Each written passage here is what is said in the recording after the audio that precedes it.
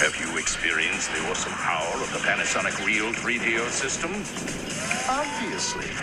Presenting 3DO, the most advanced home gaming system in the universe. It's time to put away your toys. 3DO from Panasonic, Gold Star, and Creative Labs. A new low price and free games. Mind-blowing graphics of Panasonic Real 3DO. 3DO.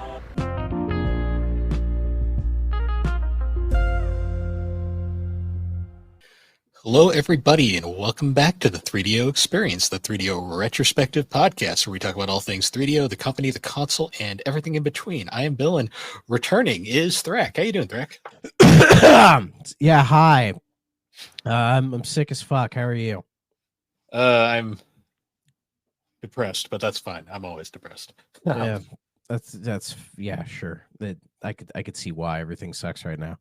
But yeah, I'm back. I wasn't in the hospital for 2 weeks. That'd be funny. No, but yes, I am back.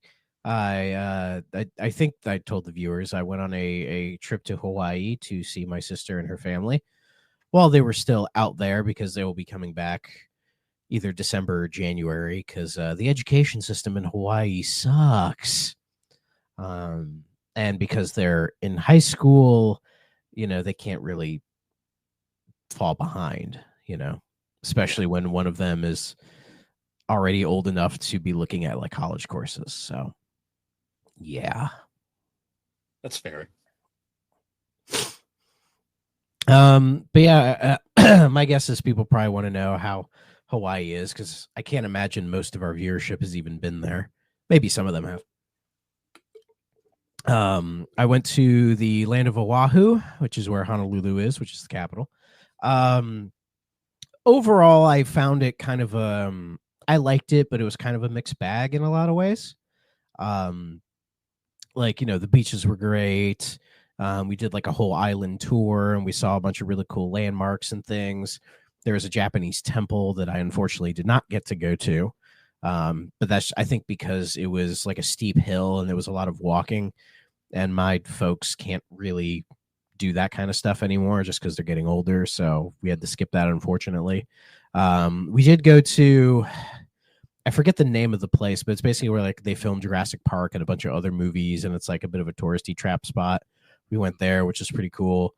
Went to like the Dole factory and had some, like real pineapple Dole Whip, which was really cool. Went to a luau. Luau was super fun. I did get sun poisoning on our beach day. My shoulders are still a bit flaky. At one point, they looked like a nice dessert crust pie, but they're healing at this point. And I probably am never going to go back to Hawaii, because I don't really have any reason to once my sister and them come back, and it's a lot to go out there one time.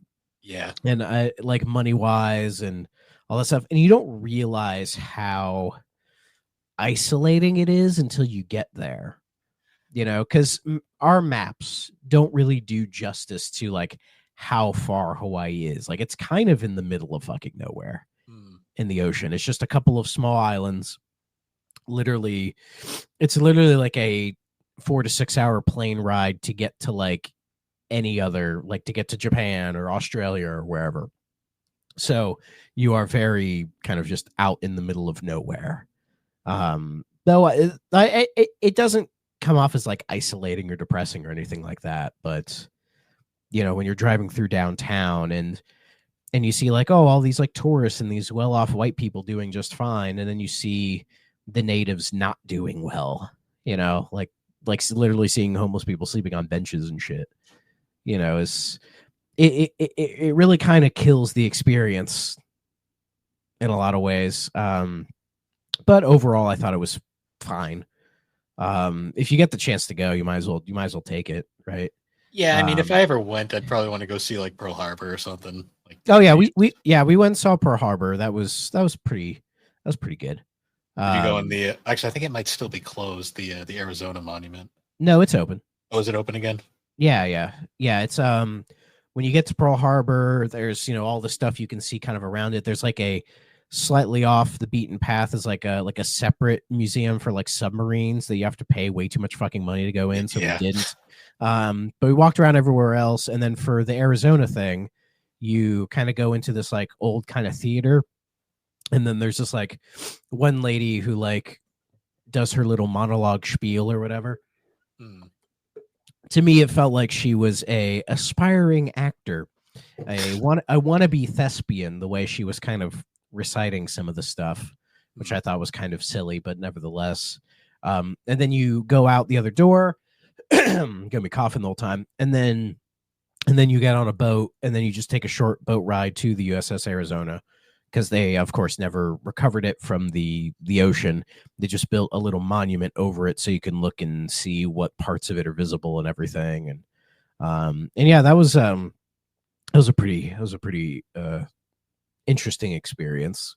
I saw recently, I guess the last survivor from the Arizona passed away recently, and they had his urn is actually, they put it down in the ship with his brothers. Yeah, there's a lot of guys who like did that after they passed, because at the very end of it, they have the big wall of all the names. And the big wall is all the people who died like that day. And then there are these small little, I guess, spots right in front of it that have names of people who were on there but survived but passed later, kind of a thing. Yeah. So yeah. So yeah, there was that, and yeah, Hawaii. The Missouri's there too, I believe. I think so, but we didn't go much beyond that, really. Fair. Yeah, pretty much did all the major stuff in Oahu that you can do, pretty much. So, and yeah, there was some good stuff to it, some stuff I didn't really care for, and not a place I'd really want to, see ever again. And I had to sleep on a couch, which is fair, but the couch was just slightly too small for me, so I was never quite comfortable. But you make it work, and the 6-hour time difference is a lot. Like, you really don't know how much it is until you're there. Like, basically, when I'd be waking up in the morning, you guys would probably be like after lunch or getting ready to leave work. You know what I mean? Like, it was that kind of like, it's a 6-hour time difference, which is a lot. Yeah. And I don't know who the fuck comes up with the fucking flight travel plans. Because when we left to go there, we left super early in the morning to go there. And then we didn't get on our plane to leave until like 4 p.m. their time. And I'm like, I feel like it should be flipped, because you're gaining time going that way, but losing time coming back. Yeah. You know what I mean? So I feel like it would have been easier to do that, but plane rides are fine. I usually get like, I have to take Dramamine before I get on them anyways, or else I will throw up everywhere. And I have like some weird ear pressure thing in my right ear. It could be like tetanus or something. I probably need to get that checked out, because every time I get off a plane, my right ear is like pain, and then it feels like it's like closed up and I can barely hear anything. And sometimes it'll take like a day plus before I can actually get to pop properly. So I might need to look into that. And yeah, 8-hour plane rides are awful.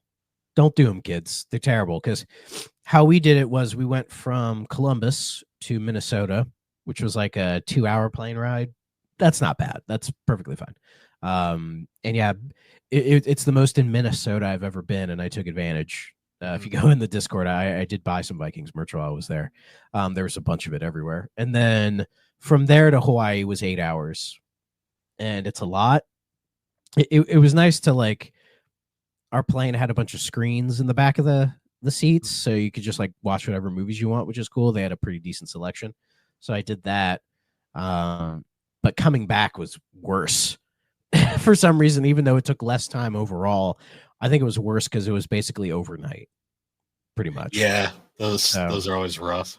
Yeah, and the jet lag hit me a lot harder coming back than it did going there. So yeah, there was like a couple days where I just slept for like a good chunk of the day. That's all I did. And I didn't even realize it, like there was one day I woke up and I was like, it's probably like 9:30 or something. I look and it's 11:30 and I'm like, I just slept for 10 plus hours. That never happens. Yeah, that's like things I dream of that I can never have. Hey, I didn't want it. I just got it. Yeah. So you don't want it until you get it. And then I get fucking sick right before I go back to work. Yep. That's gotta be fun though. Like you can at least take that off the list of states you've been to. Yeah, I mean, it's the most west of the Mississippi I've ever been. Like I forget in which Discord it was. I did the little map, and I cheated and included Minnesota. Like technically airports don't count, but I'm like, fuck this. I'm just gonna count it because of my allegiance. But I include that, and then Hawaii. And Will thought it was the funniest thing in the world, and I get why. Because if you look at the states I visited, it's most of the eastern border, most of the east, and that's it. Like I haven't gone west. The furthest west I've been up to before that was Indiana. But I can say I've been further west than that now. So yeah, I think the furthest I've been is Wisconsin. When I went to Road America. Yeah.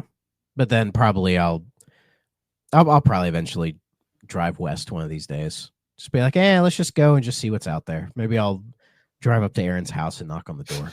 The Superpod meetup will happen someday. I wonder what Aaron would do if I we all just showed up. Yeah, because I probably have his address somewhere because I think I mailed some shit to him once. Or he mailed shit to me and then I saw his address. I don't know if I still kept it or not. Probably not. But it'd be funny if I drive all the way to his house and just knock on his door. And he'd be like, what the fuck? I'd be like, hi, buddy. He just shut it. Be like, I don't know them. No, I think he'd recognize me, but he'd be like very confused. And I'd be like, I was just in the neighborhood. Yeah.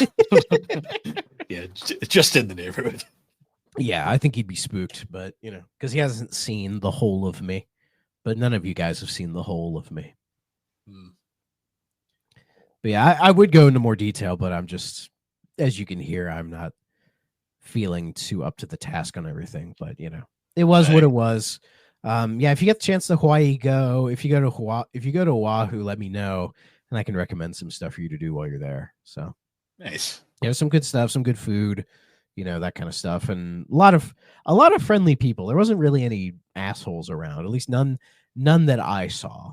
Not a lot of assholes, but you notice there are a ton of souvenir shops that sell pretty much the exact same shit.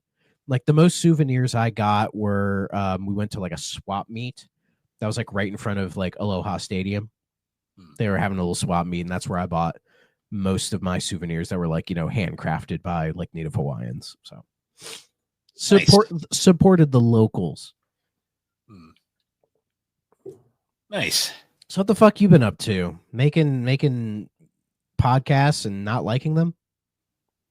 Oh no, I've been liking making podcasts. I've just been having a rough couple of weeks. But that's just been. Well, you did those 2 solo episodes, and I thought they were not too bad. But I remember I said to somebody else, I'm like, Bill's been going through so much shit. I wouldn't be surprised if he just took a break. I mean, you just take a break. It's fine. You don't need to keep it going. To be honest, it's one of the few things that brings me joy sometimes. So yeah, fair enough. No, I mean, I had 2 really good ideas. I realized real fast that I'm not great at talking to myself.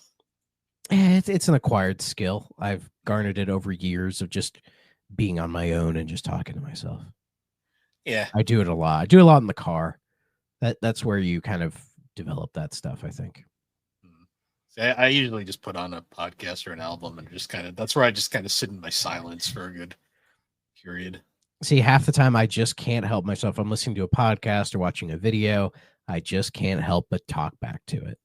I can't help it. Fair.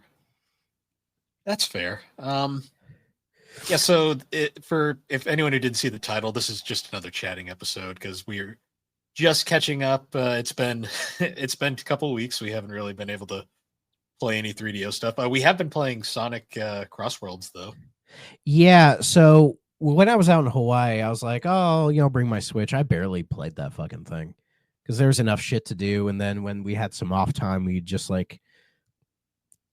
on the TV and just watch stuff. And it was funny watching Sunday Night Football at 2 p.m. or something. That was funny. But yeah, I played a little bit of Leighton's Mystery Journey while I was out there. The one with his daughter, and I completed the first case. So I don't have much to say other than I see why people don't really like that one compared to the others. I think the writing isn't as good. The puzzles I think are a little too easy. Yeah. It feels a lot more dumbed down, trying to appeal to maybe like a different audience. It's really bad that it felt more handholdy than like say like the crossover game, which was designed to be handholdy. Yeah, I haven't played that one, so I can't say. I have it. I just haven't gotten around to it. It's an interesting one because they made both the Ace Attorney and the Layton stuff easier just to appeal to the obviously the people from the other side. That makes sense though, But because it's not like insultingly easy. It's just yeah, it's when you play like say like Azrian Legacy and then you go from that to the crossover, you're like, yeah, this is definitely easier. yeah, but I think the idea was that they knew a bunch of people were going to come to this game who'd only played one of the series, so they wanted to make sure it was because it was probably. I imagine there were people who got introduced to one of those series by playing that crossover game. That's how it worked for me because I was an Ace Attorney guy, picked it up, and now I've played all the Layton games, and I'm like, yeah, I get it.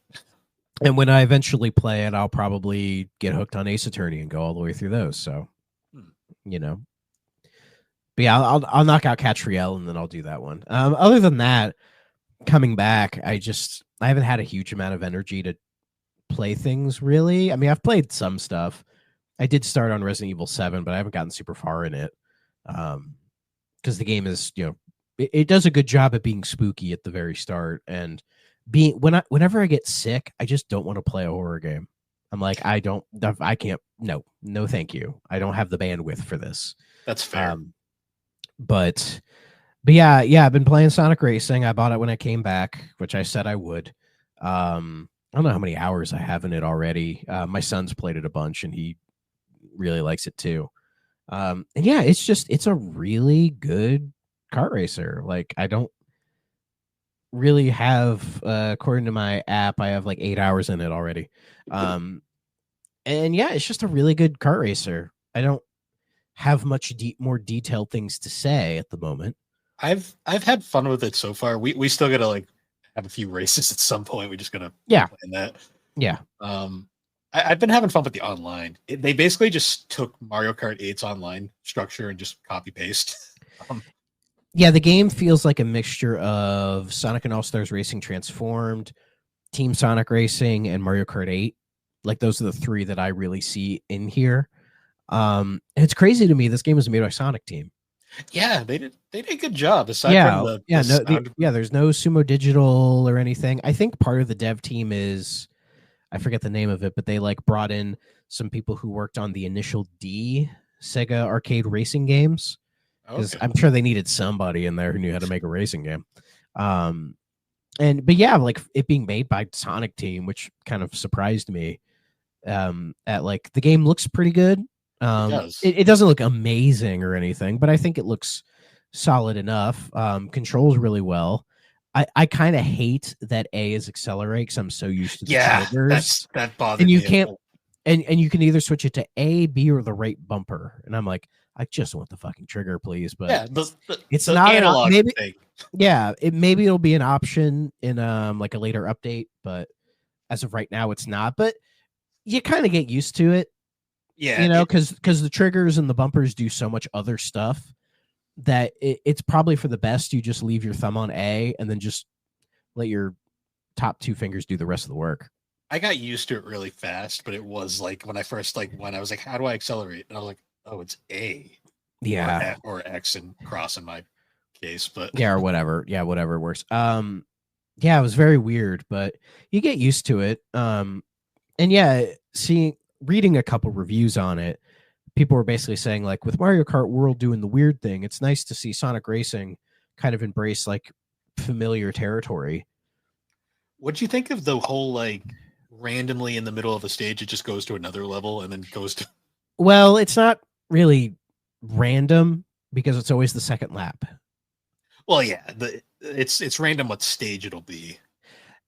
depending To on a the degree, choice. like you'll either get to choose the predetermined one or just be like, just random. Who cares, right? It's interesting because I wasn't sure how that would work, like that mechanic, but I think it works because the track designs are like just interesting enough to where having a second of a third lap be something completely different work. Hmm. You know what I mean? Like when you do the time trials for them and you do like the 3 laps normal, you kind of see why they were like, the random one, you just go to a random place. Because the track designs aren't bad, but they're just kind of like after the third one, you're just kind of like, that's kind of enough of that. Like it's not like say what Mario Kart 8 does with a lot of the tracks, which is as the laps go, they change and get a little bit more. There's like almost a development. They don't do that as much here. There's a couple that do that, but not to the same extent. So I was kind of surprised by it, at how much I'm like, no, this kind of works. I thought I'd get annoyed by it, but I'm really not. Especially if you're like trying to first place all the Grand Prix and try to get all the red rings, which some of them are very hard to get. Yeah, it wasn't too bad at all. Surprisingly, what do you think of it? I've been liking it. I do like the whole like the randomization of like the middle section because it makes it hard for people online to get used to the tracks. So like it kind of evens out the competition. Yeah, it encourages you to play all the tracks so you get familiar. I've noticed with the items aren't as effective as say in Mario Kart. I've noticed that the meta that I've started to see online, because I've mostly been playing online, the meta from online gamers is rather than like use items to screw over the other players, they just run you off the track. Like that's the meta I've noticed. Yeah, because some of the I think it ties to specific. I think it's like the power stat because some of the because you'll have like speed, acceleration, like you'll choose cars that favor like speed, acceleration, handling, power, that kind of stuff. And I think the ones that favor power tend to do that. Yeah. You know, I've gotten knocked off a couple times. In this game's like equivalent to Rainbow Road, which is the color stage. I hate that level. Yeah. Online it's pretty bad. Offline it's fine. You know, like if you play this game offline and like learn all the tracks that way, it's pretty standard.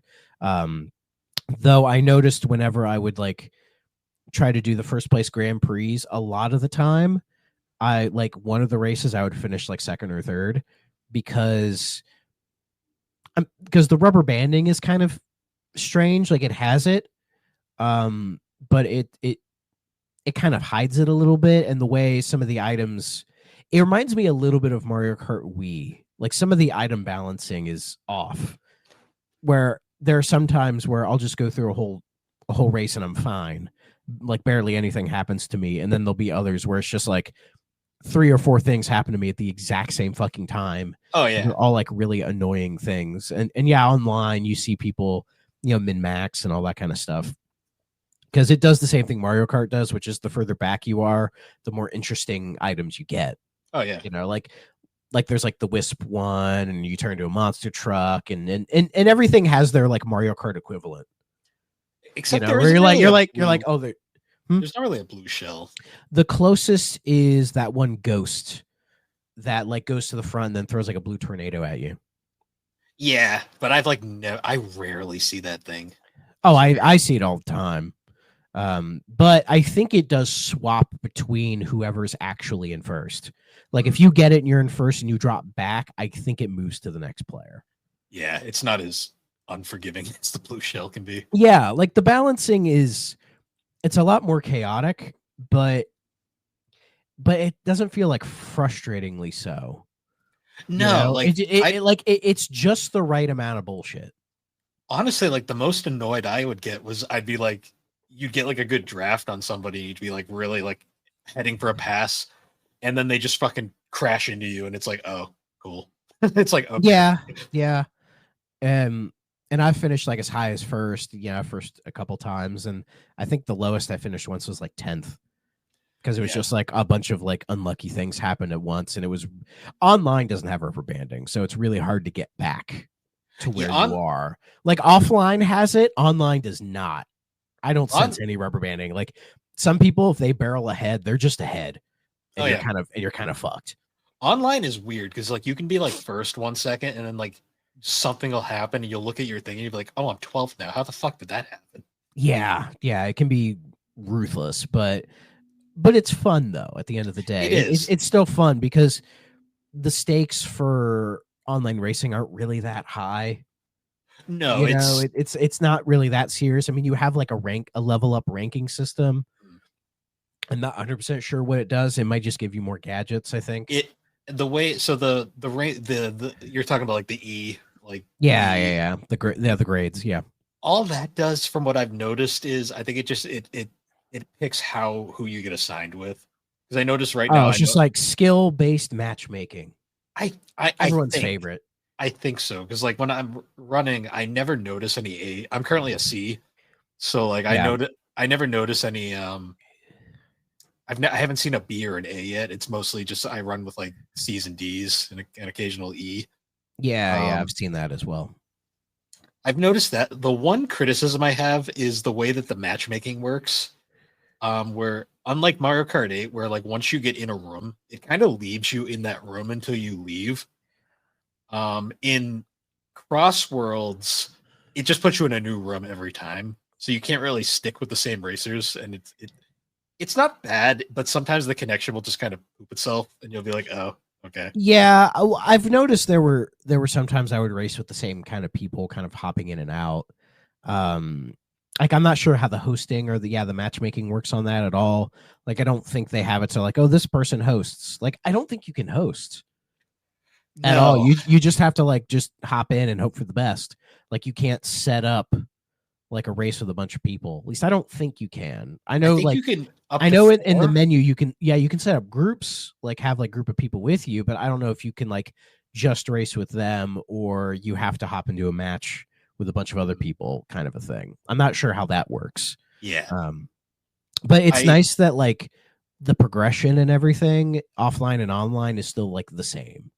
You know what I mean? So like whatever gadgets you select, or say, if you do what I do and play a bunch offline to max out how many gadgets you have, and really like fine tune your car and everything. And I like the customization as well, how you can really change various things in your car, and you'll see how like the parameters change, and those actually do have effects on oh the yeah, on the track. Whereas in Mario Kart, it's like kind of sorta, like it doesn't make as big of a difference, I think, but you can really hone in on having your character favor one specific thing, Mm. and it really does change how you approach courses. I like You know, too how like on your little license thing you can like equip all these different gadgets and like different arrangements.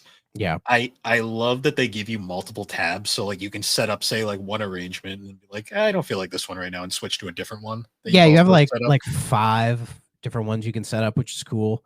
Mm. But really, I just pick the one I like and just deal with it, which is usually just like, oh, when I drift, let my mini turbo coming out of the drift, just let that go, charge up faster. The ones that I love is I have my favorite one is the faster like trick badge. So like when you're up doing like your spinning, because you can do like Yeah. You can, Sonic yeah. Riders esque like tricks in the air, which is kind of fun. It Yeah. is interesting. This game's homages to Sonic Riders, like all like the 3 main guys are there, and you can ride on a board. Yeah, you can. So you Anyone can can ride on kind the of, board. yeah, and you can kind of play it like Sonic Riders. It's not really the same, but No, well, they sort of like, it's if you have nostalgia for riders, you can feel that in this game, because they knew if they didn't put it in there, people be like, where is it? there isn't a learning curve for this game like there is in Riders. No, not at all. I will say though, the hoverboards make me laugh sometimes because you'll be like playing online and then you'll just see Minecraft Steve flying by on his fucking Yeah. hoverboard. Yeah, to me, the hoverboards remind me a bit of like the bikes in like Mario Kart Wii. Mm. Like they're just different enough to where if you hop from a normal cart into that, you'll be like, oh, there is a bit of a learning curve, but it's not super crazy.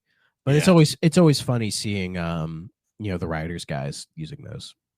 I So, think that's the funniest thing I've seen so far is just because of the DLC is a little bizarre. The funniest thing is yeah. that- I haven't bought any of it yet. I didn't even get like the season pass or anything. I'm just I like, didn't either. I'll just wait. I'll get it all eventually, but I'm not really I don't feel a desperation to drive on the Minecraft course right now. See, you don't even. I almost did online. I mean, like when you do online, they'd like, oh, which courses do you want to do? And once I selected the Minecraft one, we didn't get it. So I'm like, I've gotten that one so many times because people always pick it. It's a cool course. I like that you can just run them online. that's cool. That is cool. There's just something funny about like you'll be racing though, and like the giant ass Minecraft cars will fly by, and like Hatsune Miku's driving it, and I'm just like, what is this game? Yeah. And like Joker and Ichiban are there, but they're not. I thought They're not available yet. I didn't think they were going to be DLC. I thought they'd just be like characters you unlock as you play the game. Yeah. That's what I would have thought. The open test kind of implied that, but I guess not. See, I hate that like so many of those kind of games now where you just play the game to unlock things. They just hide that shit behind DLC now. It's like this game already costs $70 and you're going to ask me to pay more to get these characters when it's like, why not just let me unlock them by playing the game? Like what happened to that? Yeah. But I will say I really like the tracks or The like tracks are fun.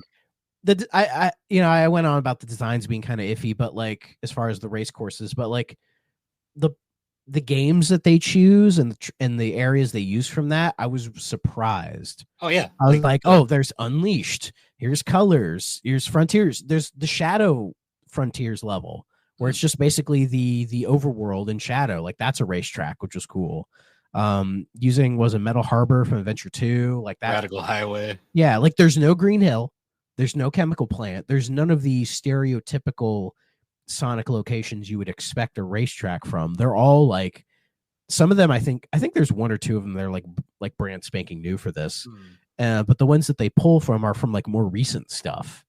I love that because it's like they've been hugging nostalgia so much lately. Like when I played Frontiers and they're like, let's go to Chemical Plant. I was like, really?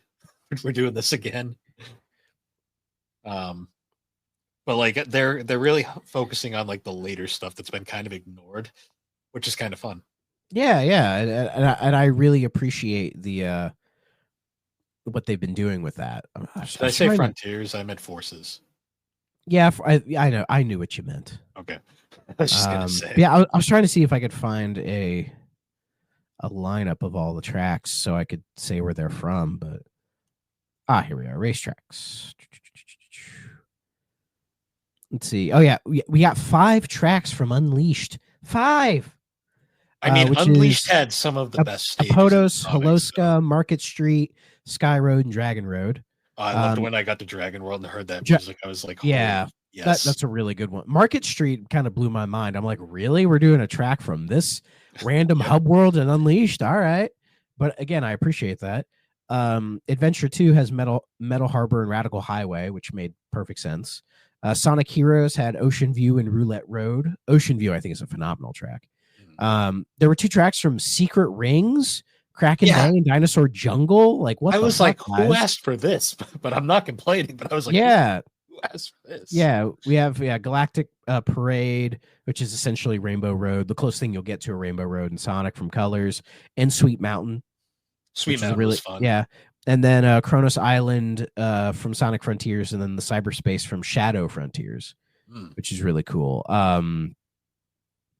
Let's see what else do we have. Sand Road, which is from Sonic and Knuckles, which is almost unrecognizable. Yeah, I didn't even pick that one up. Digital Circuit from Shadow. Oh yeah, I didn't even realize that. Yeah, White Cave is from Sonic Riders. Water Palace is from Sonic Rush. The Hidden World from Sonic Lost World, which I actually kind of recognized that one and was like, Lost World, let's do it. Mystic Jungle from Sonic Forces.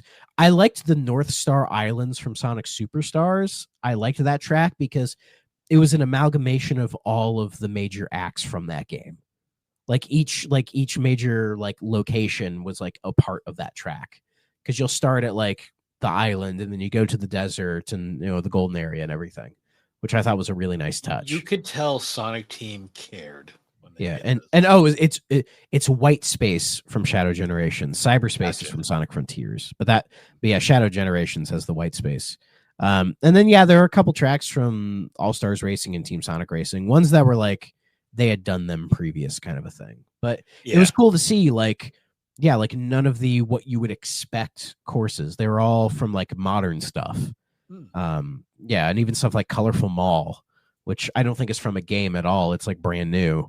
That was the most Mario Kart. Yeah, it's feeling track. It's Coconut Mall. That's exactly what it is. But it's not as good as Coconut Mall, but I like it. Yeah, it was fun. I really liked the tracks, the character selection. It's mostly Sonic characters. The DLC is where it gets a little wacky. Yeah, well, I know our buddy Andre got kind of upset that like they don't have more Sonic characters, and that it's just like it, though it's like a fair majority Sonic characters, but it's like, oh, there's like Persona and Ichiban, which are, you know, Sega, or Hatsune Miku, which are Sega properties. Yeah, you know, and he's Minecraft. like, yeah, Minecraft and Pac-Man and Mega Man for some fucking reason. You know, he's like, they should just have more Sonic characters. I'm like, I agree. You know, I'd be fine with more. There are a few skins because I saw Werehog appeared in one of the online matches, and I was like, "What the hell?" Yeah, like Werehog could have been his own character. I think that would have been sick. Or have what's his name from Chip? Yeah. Like they could have dug, but I think overall they have just about everybody you'd expect. I was happy to see Cream the Rabbit back. Cream was back. I think that's her first appearance in a long time. Yeah, since I think she appears. Does she appear in Generations? Yeah, she's in Generations at the pick. Yeah, that's really about it. I think that's the last time we saw her for quite a long time. She might be in Forces in like the background or something. Yeah, like hanging with Big the Cat or something. I don't know. Yeah, but yeah, it's a pretty sizable character list of Sonic characters. You got all the chaotics, got the mainstays, all the. Yeah, they brought the Riders back, which I thought was great. I love seeing the Chaotix gang because I'm an SBO boy. You have, I think it's Omega. Yep. Is there Robotnik, Big the Cat? The two of the fucking Sinister Six or whatever the fuck their names were from Lost World. Yeah, they're there. Sage is there from Frontiers, which I like. Sure. Metal fine. Sonic is there. Blaze the Cat, Silver. Yeah, some skins for some other characters. I don't even know who the hell voices Silver at this point because I heard his voice. I'm like, who the fuck is that? Yeah, who gives a shit? Doesn't matter. But yeah, I mean, yeah, they could have dug, and you know, they could have added Mighty the Armadillo, Ray the Flying Squirrel. They could have added like Mecha Sonic. Dark. Sure. Like Mecha Sonic from Sonic 2, like that other kind of metally Sonic. Gamma. They could have given us Gamma. Yeah, they could have given us Gamma. Just trying to think of who else, because there's a lot of characters, but after a while you're kind of struggling to be like, who the fuck else? Yeah, for a series that people complain there's too many characters, it's actually not as many as you'd think. It's still quite a bit. Like, surprisingly, classic Sonic isn't an option. Yeah, this game feels like it's trying to not be classic coded, which I kind of appreciate, but at the same time, it's odd. I think they're trying to appeal more to like the modern sensibilities because most of the tracks are from like the modern games and everything. So I think they're trying to appease like the us Sonic fans who have been there, say, from the adventure games onward. The Sonic fans that put up with the shit because we love the blue fucker. Yeah. Like most of the older people who were there from, say, like Sonic 1, you know, there's probably not as many of them as like people now, where if you go online and see people who like Sonic, it's people our age and even younger than that. So I think they're trying to appeal to that specific vein, which I think is fair because that's probably where the series is heading. I still remember like years ago after like the original Sonic and Sega All-Stars Racing came out, there was that whole thing where Sega's like, yeah, we're officially retiring Big the Cat. And that lasted all of like 2 years. And he's been back ever since. Yeah, and they didn't even have to, It's like such a random thing. Yeah. I've bitched about Big the Cat so much, but I'm like, don't fucking just keep him around. You might as well. He was perfect in Frontiers because they just made him a fishing mini game, and that's fine. Yeah. In fact, I saw on Reddit somebody made like their kind of mock-up of what a only Sonic racing game could be. And yeah, they include like all the other characters from Sonic the Fighters, like Fang the Sniper and the Polar Bear and the fucking Duck. You know, and I'm like, yeah, you could have thrown those in there. Why not? Oh, yeah, Beam the Dynamite. Yeah, yeah. So like I'm okay with that kind of nostalgia stuff if it's like the most random shit in the world. where most people would look at it and go, "Who the fuck is that?" And I'd be like, "Good," because then they'll be like, "Oh, that guy from that game." Yeah. Hell, throw in the fucking princess from 06. I don't care. Princess Elise. That would be such a random, but Because everyone would funny. be like, "No fucking way they brought her back." I'd be like, "Yeah, why not?" Uh, You have to embrace the legacy, for better or for worse. You have to embrace it. get But really stupid and add Chris Thorndike. Sure, but I think they did a fairly decent representation with the characters. Yeah, they could do more, and who knows? Maybe with DLC they'll add some more other Sonic characters. It's possible, but we'll see. But yeah, I'm enjoying it. Like, I feel like I'm liking it more than if I was playing Mario Kart World. Though I haven't played Mario Kart World, so I can't say my opinions on that. But it has seemed to be quite a divisive game in some ways. But I think that divisiveness comes more down to the price tag than the quality of the game. But I'll eventually play it, and I'll let you guys know what I think about it. But Racing Cross Worlds, I'm having a great time with it. So there's, I think, 43 achievements. I'm going to try to get them all. I'm going to try. I already have like 11 of them. Some of them are stupid easy. Like there's one that's complete a time trial without touching the wall.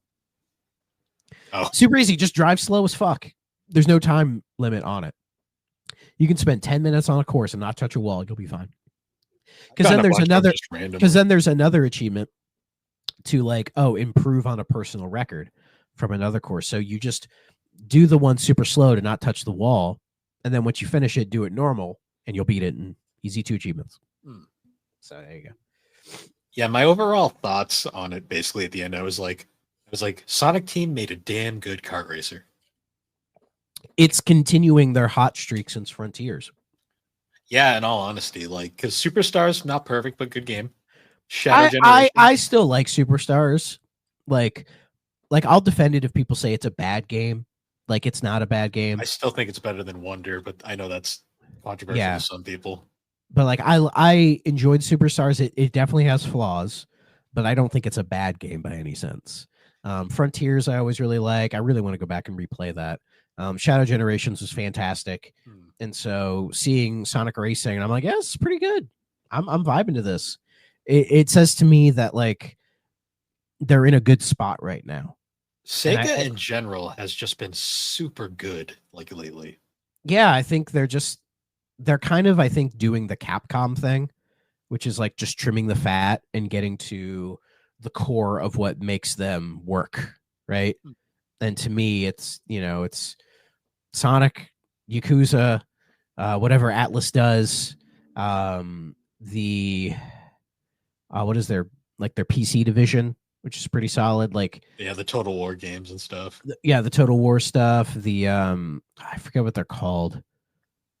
The the hospital university stuff.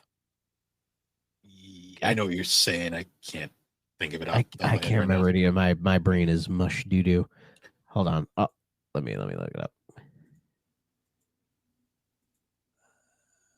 2 Point. That's right. The 2 Point stuff. Yeah, they own that. They bought that studio. They own an anime studio too. They own a whole bunch of shit. They own Angry Birds. Yeah, they do now. That's really funny. Though I did see a news story that they let a bunch of people go because the new Angry Birds game didn't do well. And my thought was, there's a new Angry Birds game? Yeah. Honestly, who asked for that? I didn't. When I saw that there was an Angry Birds trilogy years ago, I was like, huh? Yeah, a game called Angry Birds Dream Blast. And I'm like, who the fuck wants that? That's a game that hasn't been popular in a long time. So that released in 2018. They're laying off 36 people, which isn't a crazy number, but still, there's 36 people have to find a new job now. Yeah. So my assumption is they wouldn't buy the Angry Birds people if they weren't planning to do something with them. I'm shocked Angry Birds isn't DLC in Sonic Racing. They're just like, oh, you can be an Angry Bird. I'm kind of surprised, honestly. Though that might be coming. Maybe. Sure, why the fuck not? But yeah, I think Sonic Team is, or just Sega in general is in a pretty decent spot, better than I think they've been in years almost. So it's interesting to see what they'll do next. I mean, Sonic is basically, I think he's been a yearly franchise for a while now. but again, it's fine, as long as the quality is there.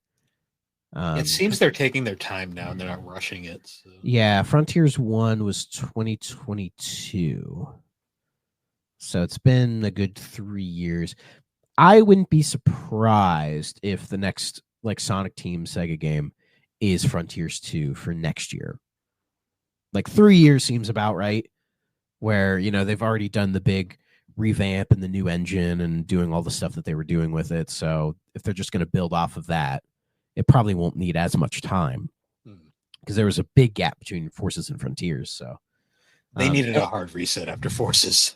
Yeah, and I believe Frontiers 2 is what they're like working on. Like that's kind of like the rumor mill thing is like, oh, that is what they're doing is the sequel. They're just calling it Frontiers 2 at the moment. Who knows if it'll stay Frontiers 2? I don't care either way. Yeah. I'm not really picky on titles. You know, I think people get kind of weirded out by them to a degree.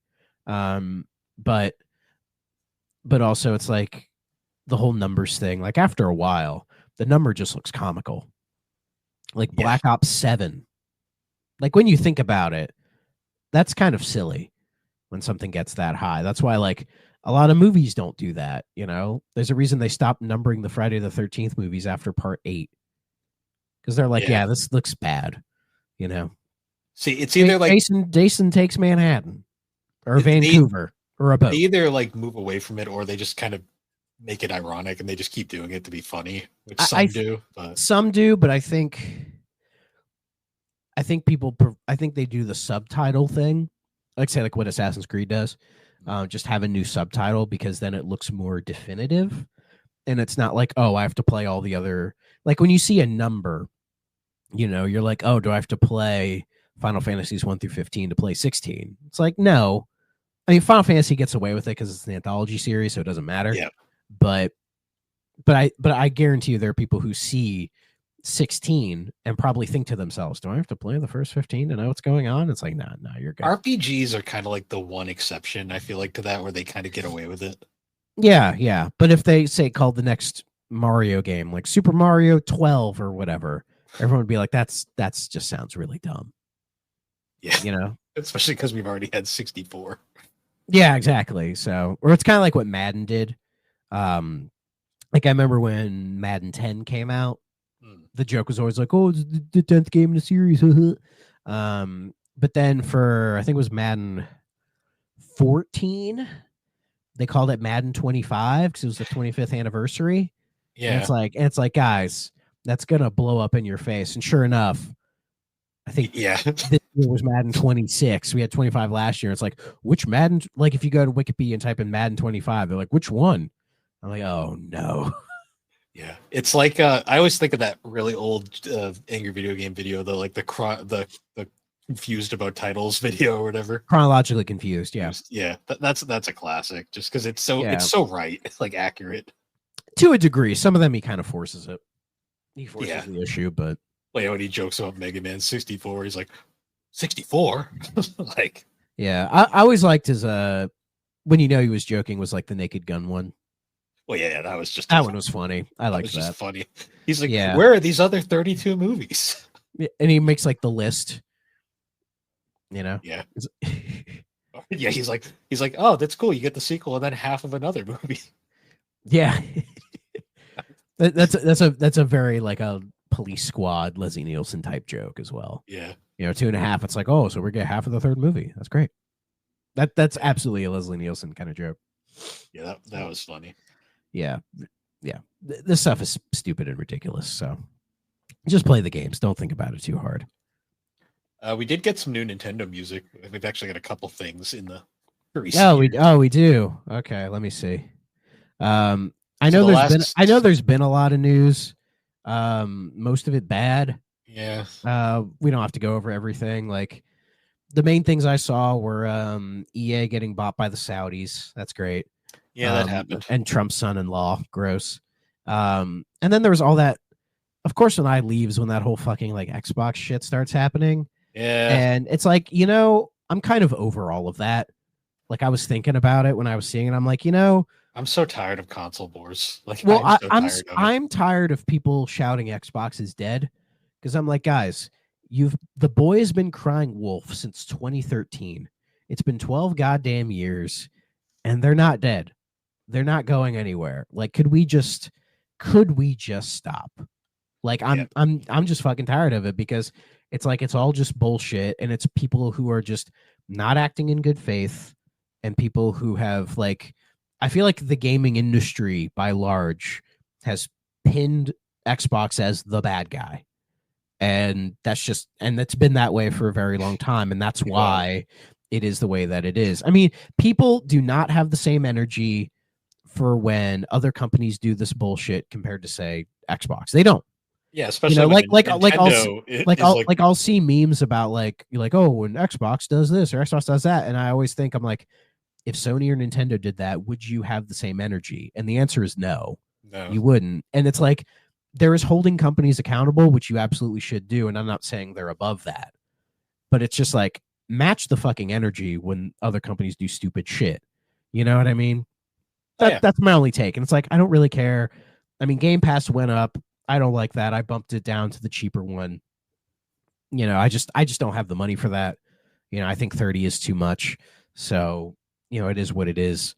But, you know, I'm getting Power Wash Sim 2 in like 2 days, so I'll be happy. Yeah. No, I noticed that too, because it's just like Nintendo's like, I just don't care. I'm done. Yeah. Like Nintendo gets away with so much shit. And I'm always like, yeah.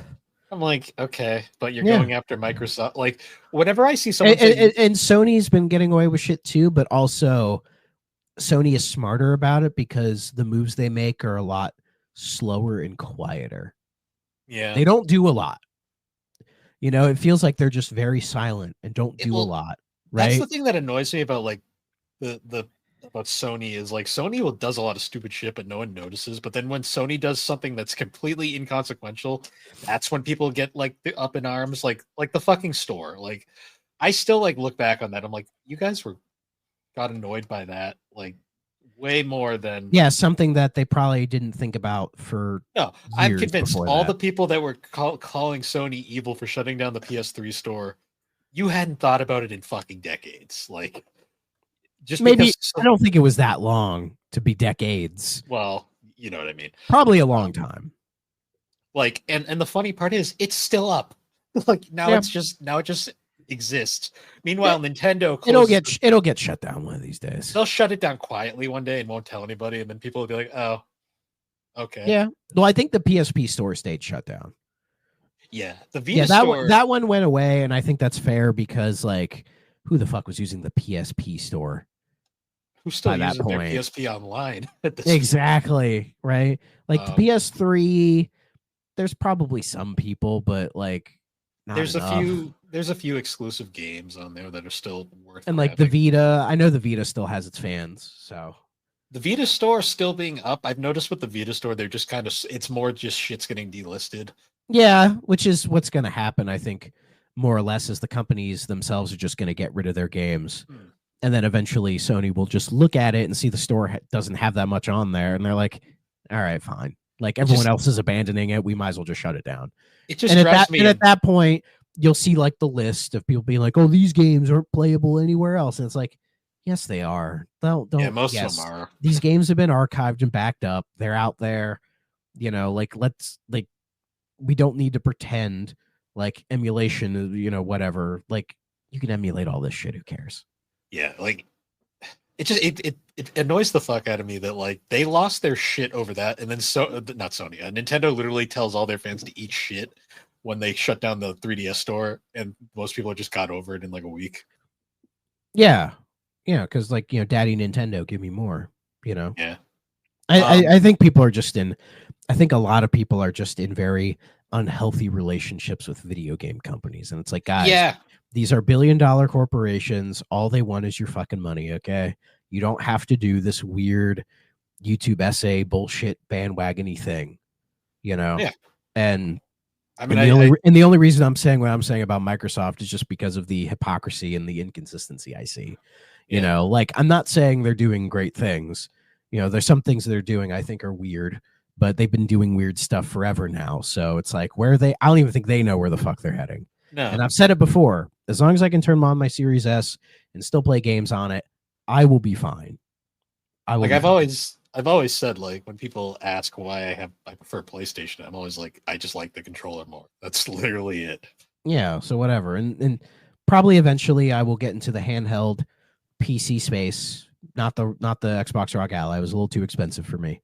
But I'll probably eventually get into that, and that'll probably be how I find a way to merge my console and PC stuff into one, which I think is what Xbox is doing anyway. So I'm like, I might as well do it as well, so I can buy more stuff on Steam and keep my Xbox library and find a way to integrate it. And if I could do that, I will be fine. So whatever. Yeah. Anyways, long tangent. Nintendo Music.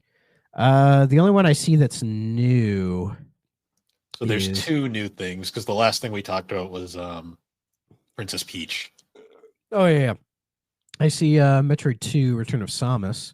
That is new. I actually think that came out today, actually, or yesterday. And the other ones are Paper Mario, Thousand Year Door. Yeah. Thousand Year Door. I thought that was already there. I say it every time. I thought it was already there. See, I thought the original Paper Mario was there, but it's not, which is kind of a bummer because I love that soundtrack. Yeah.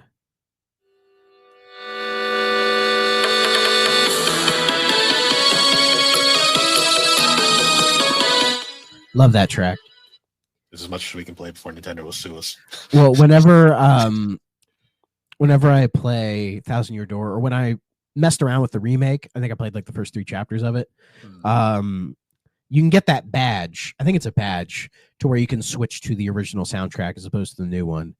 I got that immediately. No disrespect, but like the new soundtrack is good. It's not the original. You know, it's just that nostalgia thing for me. It's like whenever I play the Final Fantasy remasters, and I'm always like, go back to the originals. I like the arrangements on the Pixel remasters for those. They're good. They're really good. The Super like 4 and 6, I have to have the original music though. I love 4 and 6. But I don't have that nostalgic connection because I didn't play those originals back in the day. So that's fair. When I hear the Pixel remaster rearrangement, I'm like, those are fucking great. Keep them. They are. I love that old Super Nintendo sound though. That's fair. Nintendo Music is what it is. Let me see if there's anything recent as far as gaming stuff going on. I talked about the Angry Birds stuff. Oh yeah, we're getting a second Kirby Air Riders Direct, which I don't understand. Like, we're not getting a Metroid Prime 4 Direct, but we're getting 2 Kirby Air Riders ones. I don't understand. And this one's going to be an hour. And I'm like, what the fuck didn't you show the last time? Just let people buy the game and figure it out for themselves. Yeah. Like, I genuinely don't know what the hell's going to be here. I didn't watch the last one, and I'm not watching this because I don't give a shit. Yeah, I'm kind of whatever on that one. I saw that article about. Did you see that Miyamoto article that went around recently? Yeah. That I think it was like Stealth pulled some lines, and everyone said he was quoting him out of context, which he probably was. Though I saw the full context, and even then, I'm still like sure, maybe it was out of context, but like, just the way it was phrased to me is just very like. I think what I said was like, even with the context, it still feels like an excuse to not make their older games playable when they're the #1 company that relies on nostalgia of old games to sell new ones. I'm not against them making movies and stuff, but it just comes off a bit tone deaf. And that was kind of my whole vibe. It's just like Nintendo downplaying that, oh, people don't buy old games. I'm like, they have data for that with like the virtual console and stuff, I'm sure, and probably like the NSO stuff. I'm sure they have the data on that, but like, again, my view is just make them available. Like, it's not a reason to not put the shit out. Like what if they didn't re-release Super Mario Brothers 1 and they're like, people don't want old games. People would get furious. They'd be like, no, I want my Mario 1, you fucker.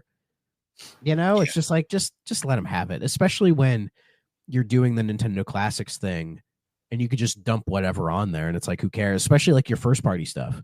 Because it's not like you're making money off of like Star Tropics 2 anywhere else. Just fucking dump it out there. Who cares? You know, it's just, again, it just doesn't make sense to me.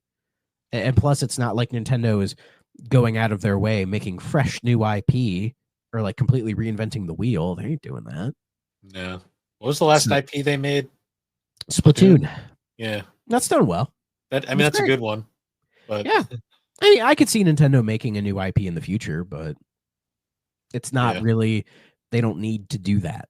They have enough legacy IP to be just fine. So. I remember when Codename Steam was their big new IP, and like Oh yeah, I remember that that, game. that lasted like a week. It Yeah, was a good game, I but see it it in was used game like stores all the time. it was a great game, but it was just kind of like, yeah, this is like the most nichest of niche I think I've ever seen. Yeah, that's fair. Um, I guess the rumors are that like Resident Evil, Code Veronica, and Zero are getting remakes. They're doing both. Code Veronica, yeah, that needs one. I mean, Code Veronica needs it. I'm just surprised they're bothering with Zero because I'm like, does anybody even like Resident Evil Zero? But I guess people do. I've never Zero's liked Zero. it's a good enough game. It's just kind of weird.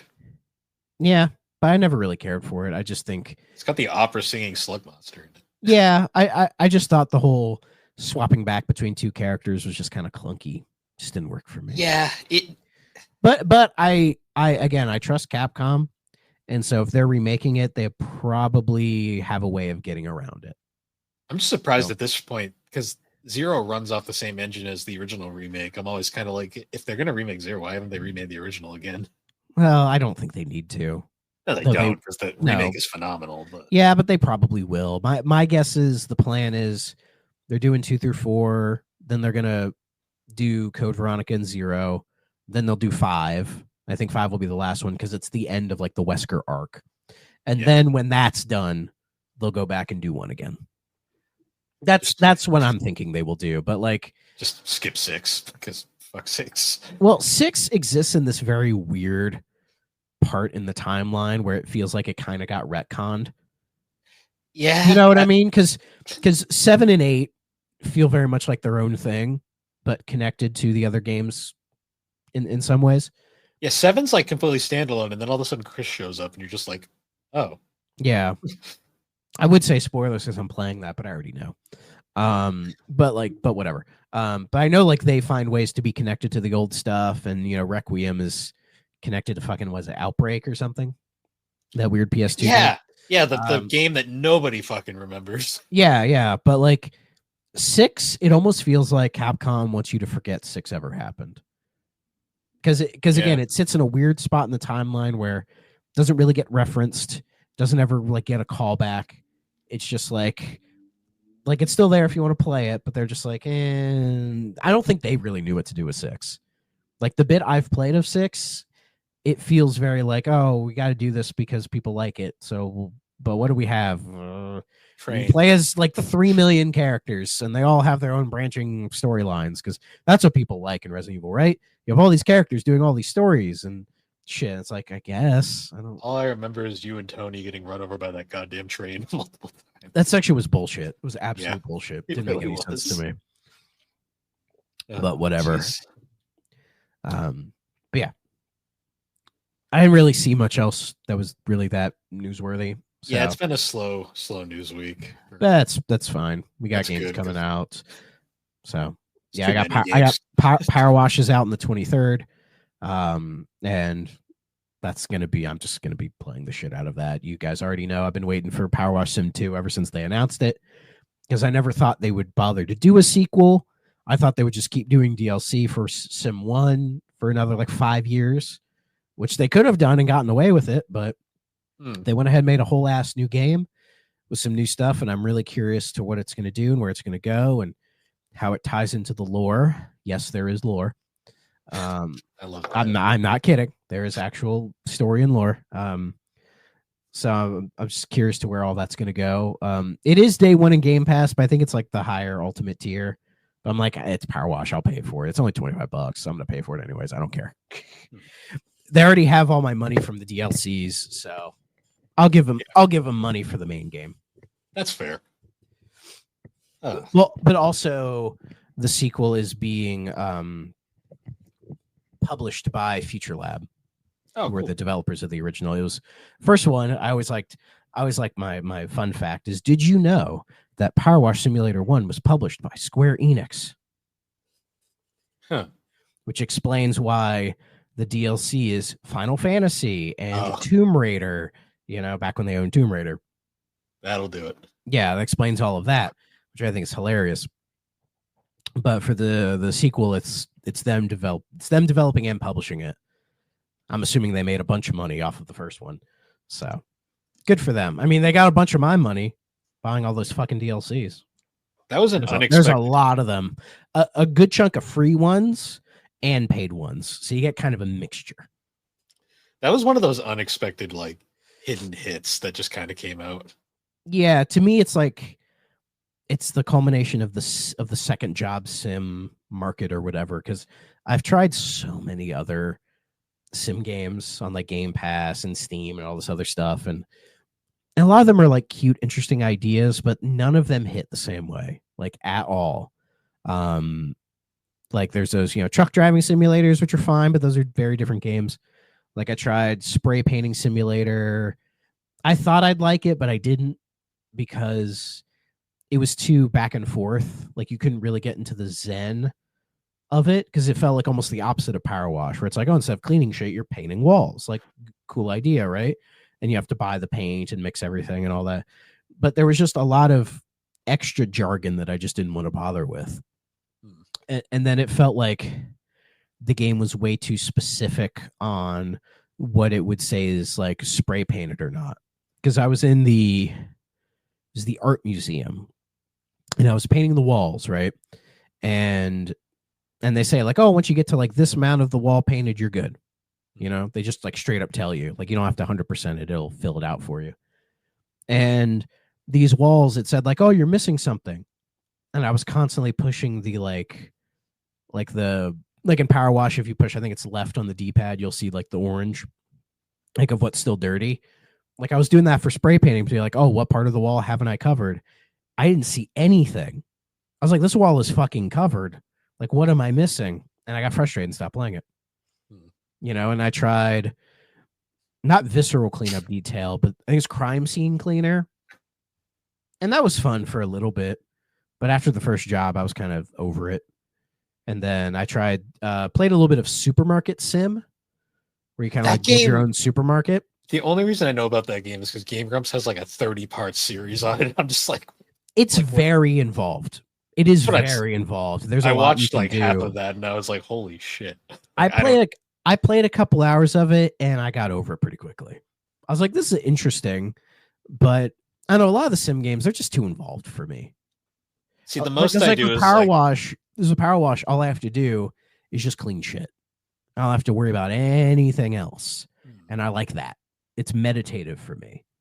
That's why I play Power Wash, for that sort of like meditation, shut my brain off and just kind of relax. Whereas all the other sim games don't do that. They're much more involved. But I mean, that's the idea. That's what they're meant to be. They're just not for me.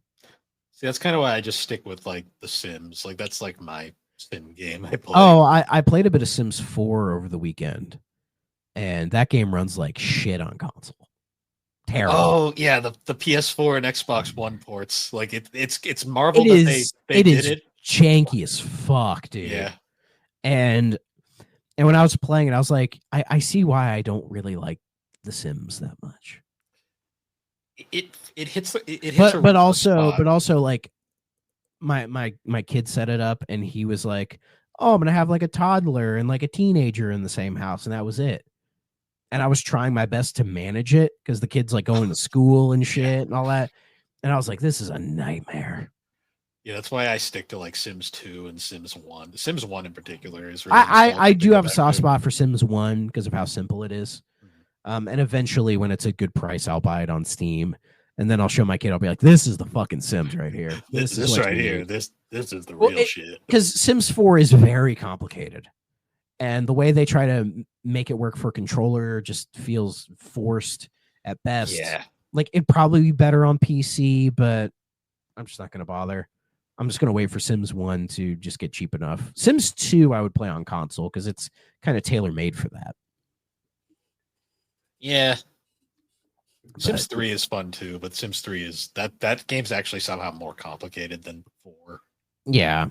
So it just doesn't do it for me. Like those kind of games. Again, I think why I like Power Wash Sim so much is because it's the complete opposite of a sim game. It's really not that complicated. It doesn't require you to do all these weird systems or whatever. First it felt like it was for the meme, but then it kind of became unironic. But Power Wash is the complete opposite. It's like, oh, just clean shit. It feels good to do, and they really emphasize that part of it.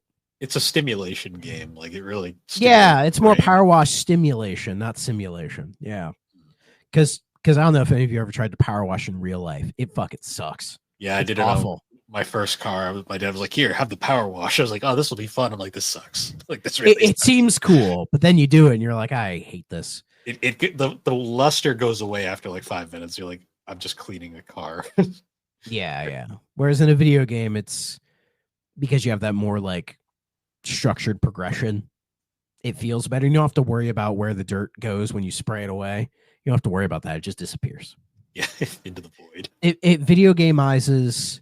It's like the perfect encapsulation of video gameizing something in real life to make it more fun. It's why golf works so well as a video game, because you have the fun parts of golf without the bullshit in the middle. Yes. So there you go. Yeah, not a ton of news today, though. Not kind of just a getting back into it episode. Well, it is spooky season. Have you watched any spooky movies? I actually, oh boy, have I. So for Geek Addicts, we've been watching. We've already wrapped up recording them, but we've been doing a series of spooky movies for this month. The first two have already come out. I watched Perfect Blue, the psychological anime film. Never heard of it. It's if you've ever seen the movie Black Swan, it's basically the same thing. Oh, okay. Interesting. We watched Cube, the Canadian indie film. Are you stuck in a cube the whole movie? Well, it's about getting out of the cubes. Yes. Okay. It's like Silent Hill for the Room. Yeah, more interesting. It was a pretty cool psychological thriller movie. Cool. I enjoyed it. Then we watched they're not out yet, but the next 2 weeks we watched The Fly. That was a fun revisit. Matt had never seen it, and he was like, "What the fuck is this?" That's a fair reaction to that movie. And then I always laugh because I'm like, the transformation isn't that bad. It's the scene where she gives birth to the fucking maggot. I'm like, yeah, that's the scene I don't like. That's the one I'm always like, yeah. Well, I've said before, I really like the original 50s version of The Fly because, I mean, it's more of like a B movie, but I sort of like how it structures that movie in a way that, like, the 80s version definitely emphasizes more of the special effects of like how you slowly turn into the Fly. Whereas in the 50s version, he becomes it right away, but it's hidden for a good chunk of the movie until the big reveal, which I like how that is set up. And it works well in the 80s version as well, but it's, as I said, emphasizing the advanced special effects at the time. It's kind of the same with the Blob. Like the 50s Blob is kind of like a classic monster movie. Like I think it's done really well for the time. But then you have like the 80s Blob, which definitely is also really good. And it emphasizes more of the effects that we had at the time, influenced by like The Thing and shit like that. Yeah, which is also a remake of a 50s movie, but it's a very different. But The Thing from Another World from the 50s is a lot different than the John Carpenter thing in the 80s because it's more based on like the story, the original book, that whole thing. I noticed rewatching The Fly, like I was like, I forgot that the story is kind of inconsequential. Like there's not a whole lot of plot stuff. The reason you watch that movie is more for the the transformation and stuff, like the actual effects, but also the Jeff Goldblum's performance in that movie is just like unreal. Like that. Yeah. He makes that movie what it is. Yeah, the movie doesn't need a plot. Like it doesn't have a plot. It has a premise. It's just like a guy is turning into a fly. That's all you need. And then the movie you just kind of fill in what you would expect or what you think could happen in that. And that's basically what the movie does. Yeah. So, and it works. We watched that. And then the final film we watched was Dr. Sleep, the sequel to The Shining. I've heard some things about that one. I liked it. I liked it a lot. Cool. I won't spoil it because it is actually a pretty plot heavy movie, but I did enjoy it. It was fun. Cool. Ewan McGregor as the main actor was different, but I liked it. Yeah, I like Ewan McGregor. I rewatched Halloween 2018 on the plane Nice. And then when I got back, I was like, oh, I haven't seen the other two. They completely passed me by. So I sat down and watched Kills and Ends, and oh boy, I have a lot to say about both of them. Yeah. But Kills, The- I thought Kills was really bad. Yeah. Ends, I actually liked. I don't think I loved it, but I had an appreciation for it because it was nice to see them doing something a bit different and trying to not just rehash the same goddamn Michael Myers story again. It was nice to see them approach it from a different angle, but I wish the resolution of that movie was a little bit better, you know.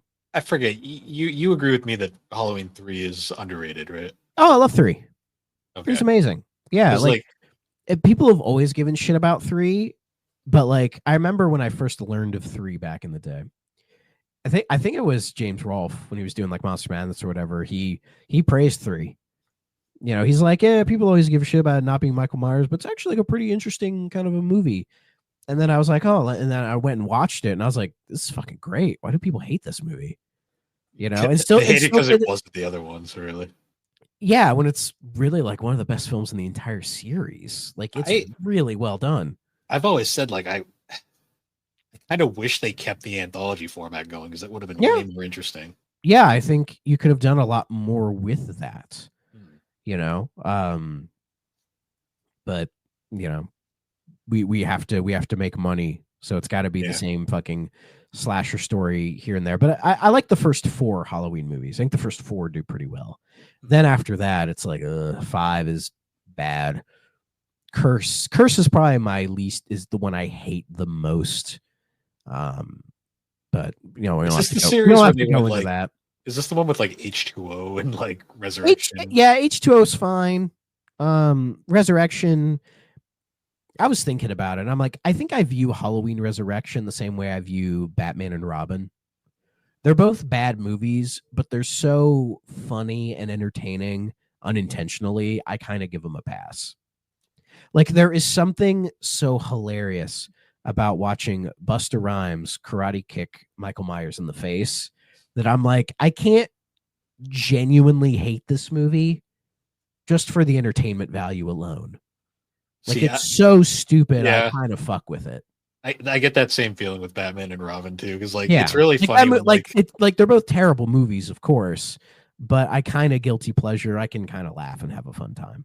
Like you think of like modern Batman being all gritty and dark, and then you see like fucking they're clicking their heels together and ice skates pop out. Yeah, just like okay. it's a fucking dog shit movie. But I always say to people, if you watch Batman and Robin, turn your brain off, and you'll probably have fun with it to a degree. Just laugh at Arnold being Arnold. Yeah. And then the Rob Zombie movies are the Rob Zombie movies. I'll leave it at that. And then we have the new trilogy. I really like 2018. I think that holds up. If they had just done that one, I would have been fine. You know, but then that middle one, you almost don't need it. Like Kills is so bad. Yeah, it's kind of weird. And it's like, you don't need to do this. But then I like what they did with Ends. I wish they had went full on with it.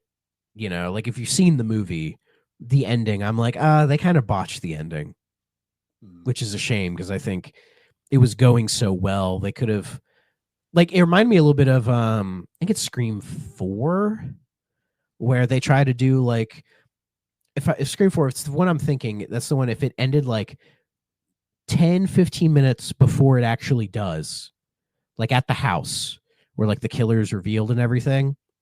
Like if they ended it there, brilliant, like phenomenal. But they have to have an extra 10 minutes where they follow the killer to the hospital and kill them off. And I'm like, come on, you ruined it. You had something and you crushed it. Yeah. You know, like just went on too long. And Ends kind of feels like that. Not as like blunt and easy, but you know. And then today I watched Psycho 2. Oh, nice. Well, work is so slow right now that I literally just put on and watched a movie and nobody gave a shit, which is awesome. And yes, I'd never seen Psycho 2. I've seen Psycho 1 a bunch. It's a classic. Not my favorite Hitchcock movie, but one of his best. And I'd always heard Psycho 2 was good. You know, and I'm like, I don't know how you follow up Psycho 1 with Psycho 2. this is how you do it. Like, it's really good. I don't know if you've seen it or not. I've seen the first one. I've never seen the second. Okay, so the second one, rough plot, because I don't want to really spoil anything for you. It's definitely worth a watch. Is Norman Bates gets out. Apparently they found him not guilty by reason of insanity, so he wasn't in jail, but he was in a mental institution. And I guess after 22 years, the doctors saw enough progress in him that they're like, okay, he's free to go. He doesn't pose a threat to anybody, despite the sister of Marion from the first movie, same actor and everything. She's like protesting and like, no, he can't come out. He's a deranged killer or whatever, right? Despite that, he's allowed to go free. And for some reason, they say like, okay, you can go back to the old house you were staying at.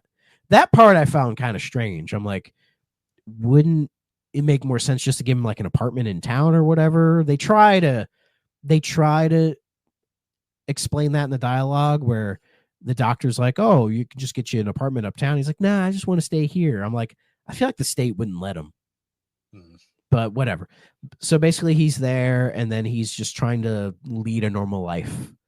Sort of like he gets a job at a diner and then he's like, he befriends a coworker there and he suspects some crazy shit's happening around him and he's not kind of sure what's going on. And the movie does a good job of like playing you along of like, what's really going on or whatever. And you don't really know what's going on till like the last 10 minutes of the movie. And it's done really, really well. For a 20-year sequel to an all-time classic, it does a really good job because it becomes more of like almost a character study mixed with like a mystery.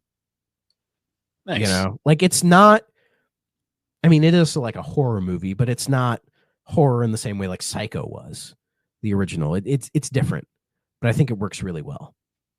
So I would recommend it. It's pretty solid. I haven't seen 3 or 4. I'm probably going to watch 3 and 4. I've heard they're bad, but I'm like, fuck it, I'm in. I want to see these other 2. So I'll probably watch those at work tomorrow. Nice. Work is that slow. I'm not kidding. I hear you. I mean, I'm super busy right now, but yeah, but also my job is ending fairly soon. So of course there's not going to be a huge amount for me to do. Fair. But I'm making it work. All right. Well, we got a good hour and a half. I think that's good enough for a good catching up episode. Yeah, why not?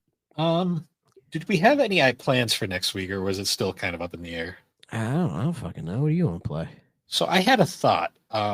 This would have to be an emulation game because it's technically an import. Yeah. Tony, our buddy, had brought this one up a while back, and it would be perfect for Halloween. Dr. Hauser. Dr. Hauser or whatever? Hauser, yeah, the survival horror game, kind of like Alone in the Dark. Let's do it. Yeah, we'll reach out to Tony too, see if he's down. Sounds good to me. Okay, so we'll plan for that one. Perfect. All right. Well, once again, guys, thank you for joining us on the 3DO Experience. You can find the 3DO Experience on all the major podcasting platforms, particularly Apple Podcast and Spotify. Fuck Spotify. Fuck ICE. Yes. You can also follow us on Superpod Network. Listen to us there. That's a cool place. Yeah, just listen to us anywhere else. Fair enough. But yeah, you can find us Superpod, all the awesome podcasts there. Still doing the Spooktober. Well, I think we were doing Spooktober. Haven't seen one of those in a while. I'm hoping to clear 7 before the Spooktober. It might not happen, but I had a feeling it may not happen. But who knows? The sickness and everything else. But we'll see. Yeah. If I don't get it out, maybe it'll be Spookvember or something. Yeah. Yeah. Check out all of the blogs over there. I think it's still House of the Dead is the game club game. If anyone wants to join in on that. Oh yeah, you can knock that game out fairly quickly. Maybe I'll do that this week. Yeah. And I haven't started work on the next Thrak Ops yet. I still need to kind of get that squared away. But having 2 weeks off just kind of threw me for a loop. So no, I get that. Yeah. And also fighting this cold didn't help at all either. No, so hopefully once I get healthier or start feeling better and all that, I'm going to start structuring out what I need to get done. So yeah. And then hopefully once I get into the next year, I'm like, I'm gonna calm down all this shit I'm doing. Try to give myself a bit of a break. Nice. All right. Well, anyways, guys, once again, thank you for joining us, and we'll see you all later. Bye-bye. If you're not playing on a 3DO system,